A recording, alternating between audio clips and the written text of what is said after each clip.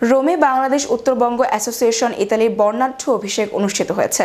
এই আয়োজনে ইতালিতে বসবাসকারী উত্তরবঙ্গ প্রবাসীদের ঐক্য, সংহতি ও ভ্রাতৃত্বের বন্ধনে এগিয়ে যাবার শপথ নিয়েছেন নবগঠিত কমিটির নেতারা।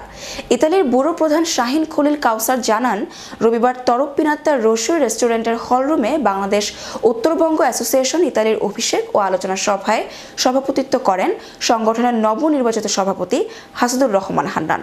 সাধারণ সম্পাদক জহুরুল ইসলাম জুয়েল ও সহসভাপতি শাকিল আহমেদের যৌথ সঞ্চালনায় এতে বক্তব্য রাখেন সংগঠনের সিনিয়র সহসভাপতি মোহাম্মদ শাহিন, সহসভাপতি মাসুদ করিম, ঝন্টু কুমার, সুলতানা রাজিয়া, মোহাম্মদ মানিক, যুগ্ম সাধারণ সম্পাদক ফয়সাল আজম জসিম মণ্ডল, সাংগঠনিক সম্পাদক মোহাম্মদ খায়রুল ইসলাম, জিয়াউল হোসেন পলাশ, মনিমুল ইসলাম, কোষাধ্যক্ষ মেজবাউল হক সহ সংগঠনের অন্যান্য সদস্যরা।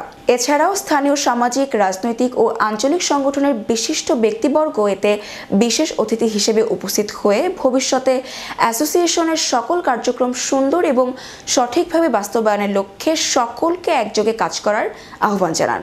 এ সময় নবনির্বাচিত নেতারা বাংলাদেশ উত্তরবঙ্গ অ্যাসোসিয়েশনের সকল প্রবাসীদের কল্যাণে কার্যকর ভূমিকা পালনে সকলের সহযোগিতা কামনা করেন। তারা আরও বলেন, আমরা আমাদের উপর অর্পিত দায়িত্ব যথাযথভাবে পালন করার মধ্য দিয়ে এই সংগঠনের ঐতিহ্যকে আরও সমৃদ্ধ করব এবং সংগঠনকে একটি আদর্শ সংগঠনে পরিণত করব।